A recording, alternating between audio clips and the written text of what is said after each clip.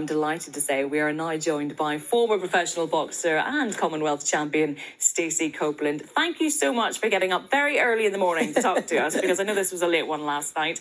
As I just mentioned, it was such a build-up to this fight, and it did not disappoint, did it? No, and it had everything, because these two characters in the story, if you like, which that's when boxing and combat sports at its best, when you get a quintessential villain, which is played by Claressa Shields very well. She's brash, she's loud, she's stereotypical villain. And then, of course, Savannah, who by nature is really quiet. And I've known Savannah a long time because we were at the Europeans and the Worlds together with, GB in England.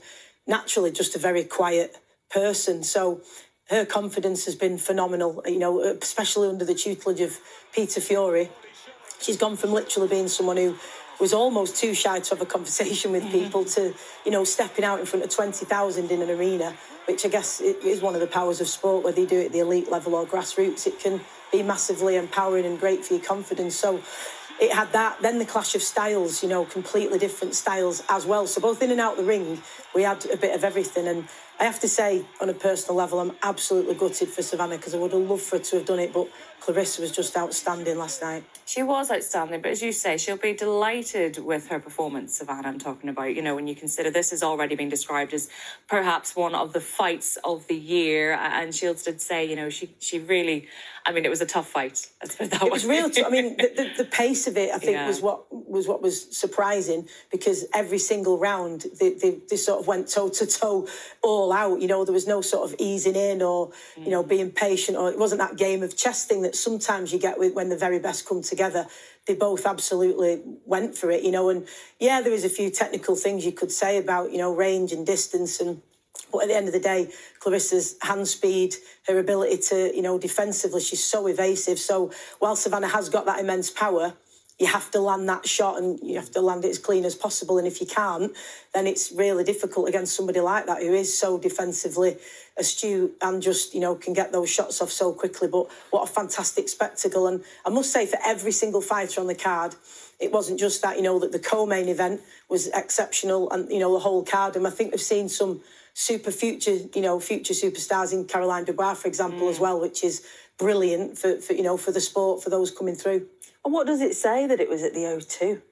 It's incredible. Does it tell you about the growth? It's incredible. In the press conference after, Ben Shalom, who's one of the promoters, obviously, was saying that a lot of people had said to him, "Are you crazy putting like a women's card on? What are you doing?" But somebody has to do it to pioneer these things, don't they? And, as they say, if you create these opportunities, then people will come. And they certainly did, because of the nature of these two, this, as you say, this massive build-up. And, I've been around them both at like the World Championships, and you can feel that it's palpable, that tension, and it's built up, and that captures the imagination of people. Of course it does, that visibility.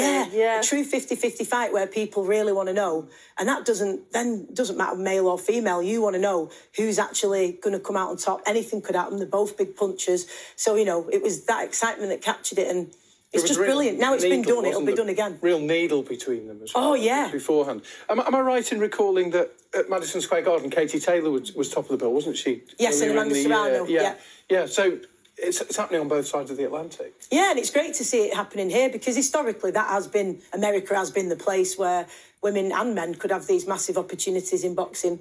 But particularly for women, they've led the way with it. So to have it here in the UK and have a massive name like Claressa come over, and fight one of our own, is hopefully going to set a precedent now for some major, fights. And we've got another round of Olympics coming after Paris, and there'll be lots more. We can see these young superstars coming through now. It's just going to get better and better. It's a really exciting time. Do you know, it must be, you said it yourself, it's a really exciting time for you to have seen this growth over the past decade or so, and you're seeing these major fights happening both sides of the Atlantic.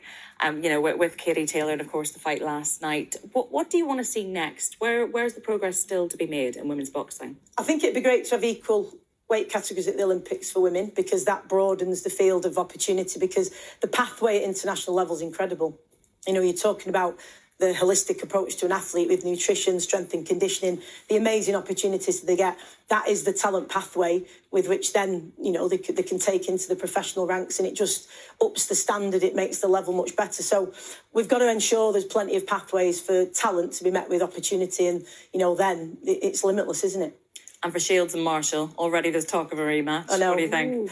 It'd be great to see it in the USA, wouldn't it? To see it, but back over there. And, Savannah will learn a lot from that fight, as will Peter. I mean, obviously, those two work really well together. I was so impressed with him in the corner, that information that he was giving her in between. And I think what was brilliant is before the last round, I don't know if you heard it in between rounds, but he said to her, whatever happens now, I'm proud of you either way, because you're a fighter. What a thing to say to a fighter, to give them nothing to lose and go out and give everything out last round. So, they'll go away. Like I say, I'm gutted for Savannah. It's horrible losing on her. But if you're going to step into that arena and try and live your dreams, this is part of what can happen. It can break your heart as well, but she'll get strength from this. She'll come back, and I think everyone would love to see that rematch. And you just never know then, do you? She makes those adjustments. She still goes down in history for the occasion, for the event, doesn't Absolutely. she? Yeah. She'll take great pride in this for a long time to come, but it takes a bit to sink in when that hurt of losing is horrible as an athlete, but there's lots and lots to be proud of for both of them. It's been a momentous occasion again. Oh, Stacey Copeland, it's been lovely to chat to you. Thank you so much for coming.